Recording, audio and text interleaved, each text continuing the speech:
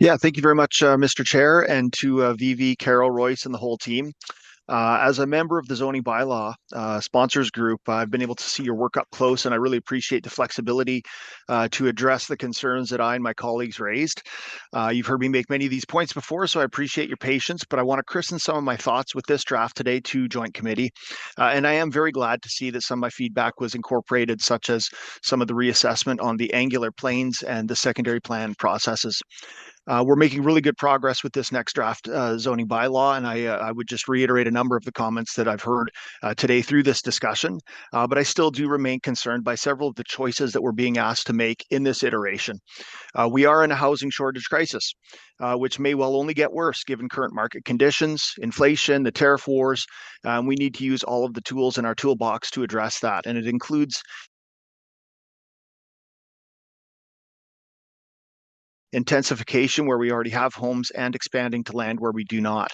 Some of the choices in this draft reduce the ability to create density along the LRT downtown, and we are currently seeing a separate push in the regular planning committee to remove some of the expansion lands, and that's most evident right now on the debate regarding Taywin. N1 and N2 zones are intended to be 11 meters or 3 stories, and limiting those 3 stories to just the suburbs hurts our ability to make housing more affordable. This is not a suburb versus downtown conversation.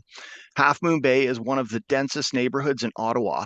Barhaven is doing its part, and I don't want to pretend that it has been without cost.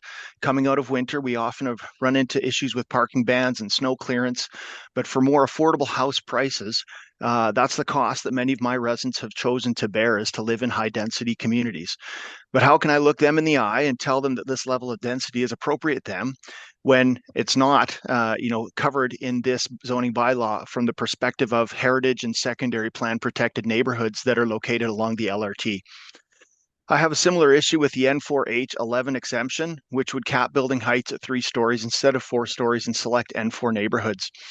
If you look at a map, this exception is not applied evenly, and this change would mean that many of the neighborhoods in the urban transects that we've designated as appropriate for our highest level of density would be excluded from future height density, while pockets of the N4 neighborhoods in the suburbs remain untouched. I understand the need to respect the historical nature of some of the urban neighborhoods, but if a project is deemed necessary, how is it less respectful of our heritage to build 4 stories instead of 3, or to include a heritage facade while allowing for greater density? I certainly want my daughters to be able to have the same opportunity for home ownership and at minimum to be able to live without being house poor. And that is the reality for too many young professionals today.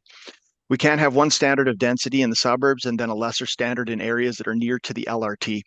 We certainly can't do it if some of the same folks that are calling for less urban density also are trying to remove expansion lands. The best outcome is a balance of both, a bit of horizontal expansion and a whole lot of transit-oriented vertical growth. We've spent billions of dollars on a transit system, so we need to maximize its use. So thank you very much for the opportunity to speak today. And despite not being a member of this joint committee, I very much enjoy the discussion and the fact that, as Councillor Luloff just mentioned, this is a transformative process. And I do appreciate the fact that I'm able to be part of it. And I look forward to engaging more fulsomely at Council in a few weeks' time. Thank you, Mr. Chair.